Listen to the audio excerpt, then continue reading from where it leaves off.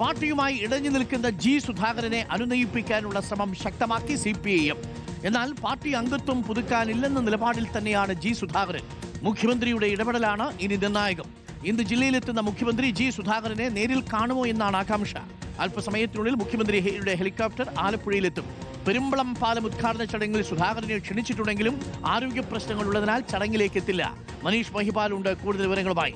മനീഷ് മഹിപാൽ, സുധാകരൻ അയയുന്ന മട്ടില്ല. ഇന്ന് മുഖ്യമന്ത്രി സുധാകരനെ കാണാനുള്ള സാധ്യതയുണ്ടോ? വീട്ടിൽ നിന്ന് കാര്യമായ മറ്റു പൊതുപരിപാടിക്കൊന്നും ശരിയാണ്, സുധാകരൻ പോയി തുടങ്ങിയിട്ടില്ല. കുറച്ച് ദിവസങ്ങൾക്കുള്ളിൽ എല്ലാം ഭേദമായി പുറത്തിറങ്ങാൻ കഴിയുമെന്നാണ് ജി സുധാകരൻ പ്രതീക്ഷിക്കുന്നത്. മുഖ്യമന്ത്രിയെ പാർട്ടി ഓഫീസിലെങ്കിലും എത്തി ജി സുധാകരൻ കാണാനുള്ള സാധ്യതയുണ്ടോ? അതല്ല മുഖ്യമന്ത്രി എവിടെയെങ്കിലും വെച്ച് വീട്ടിലേക്കാണ് വന്ന് ജി സുധാകരനെ കാണുമോ? അനുനയ നീക്കത്തിന് വഴങ്ങുന്നില്ല എന്ന് നൽകുന്നത് എന്ത് സൂചനയാണ് മനീഷ്? അരുൺകുമാർ, നമ്മൾ പുന്നപ്രയിലെ ജി സുധാകരന്റെ വസതിക്ക് മുന്നിൽ തന്നെ ഉണ്ട്. അദ്ദേഹം എവിടെയും പോയിട്ടില്ല.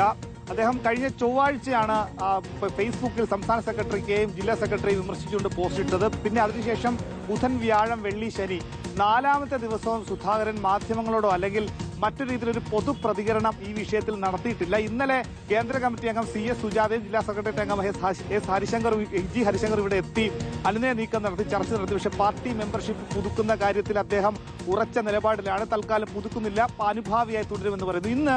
ഇനി അല്പസമയത്തിന് ശേഷം ഈ പുന്നപ്രയിലെ ഈ വസതിക്ക് തൊട്ട് അടുത്തുള്ള തന്നെ പുന്നപ്ര കാർമൽ പോളിടെക്നിക് ഗ്രൗണ്ടിൽ മുഖ്യമന്ത്രി പിണറായി വിജയൻ എറണാകുളത്ത് നിന്നും ആ ഗ്രൗണ്ടിലേക്ക് ഹെലികോപ്റ്ററിൽ വന്നിറങ്ങും. അതിനുശേഷം പഴയ നടക്കാവ് റോഡ്, ജി സുധാകരന്റെ വീടിന്റെ തൊട്ട് വാതിക്കലുള്ള 100 മീറ്റർ മാത്രം അകലെയുള്ള പഴയ നടക്കാവ് റോഡിൽ കൂടെ ആയിരിക്കും മുഖ്യമന്ത്രി പിണറായി വിജയൻ ആലപ്പുഴ മങ്കം AC റോഡിലുള്ള 752 കോടി രൂപ ചെലവഴിച്ച് നിർമ്മിച്ച AC റോഡിന്റെ ഉദ്ഘാടന വേദിയിലേക്ക് കടന്നു പോവുക. അങ്ങനെ ജി സുധാകരന്റെ ഈ വീടിന്റെ 100 മീറ്റർ അടുത്തുകൂടി കടന്നു പോകുന്ന മുഖ്യമന്ത്രി ഇവിടേക്ക് കയറുമോ എന്നതാണ് ആകാംക്ഷയോട് നോക്കി നിൽക്കുന്നത്. ഇവിടെ ഏതാനും ചില പോലീസ് ഉദ്യോഗസ്ഥരുണ്ട്. അതുകൊണ്ട് തന്നെ മുഖ്യമന്ത്രി ഇങ്ങോട്ടേക്ക് വരുന്നത് പൂർണ്ണമായി നമുക്ക് തള്ളിപ്പറയാൻ സാധിക്കില്ല. അനുനയ നീക്കത്തിന്റെ ഭാഗമാണ്, തെരഞ്ഞെടുപ്പാണ്.